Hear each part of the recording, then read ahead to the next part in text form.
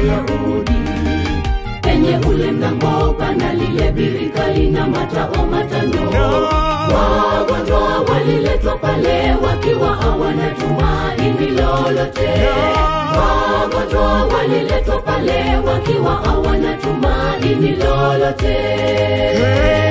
Yesu alikwea kwenda Yerusalemu kwenye sikukuu ya Wayahudi.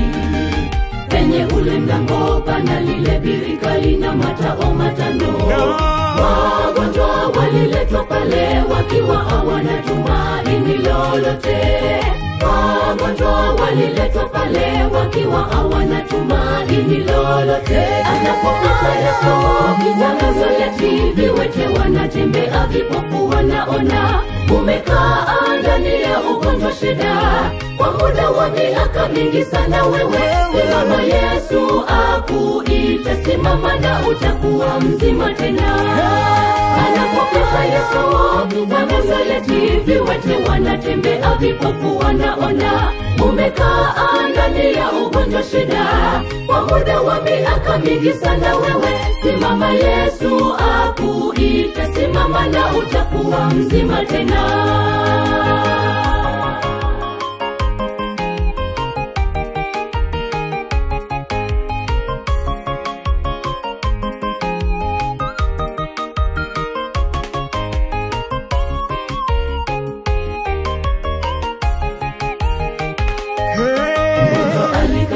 Pembeni mwa birika alfajiri kila asubuhi, ndani ya miaka 38 bila ya kupona. Simama, jitwike godoro, Yesu akamponya mgonjwa akatembea.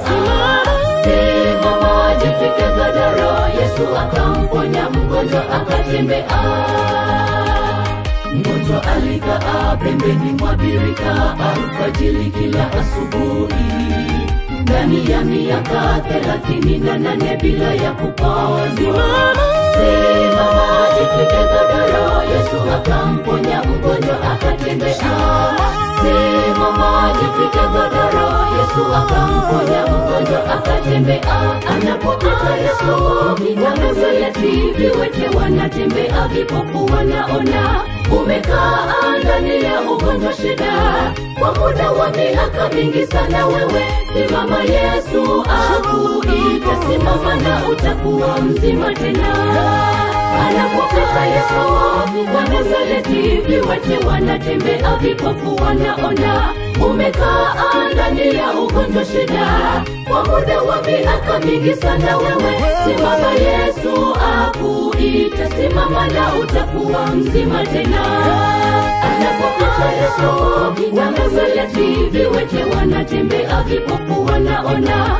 Umekaa ndani ya ugonjwa shida kwa muda wa miaka mingi sana, wewe simama, Yesu akuita, simama na utakuwa mzima tena. Anapopita Yesu kitangazo leti, viwete wanatembea, vipofu wanaona. Umekaa ndani ya ugonjwa shida kwa muda wa miaka mingi sana, wewe simama, Yesu akuita, simama na utakuwa mzima tena.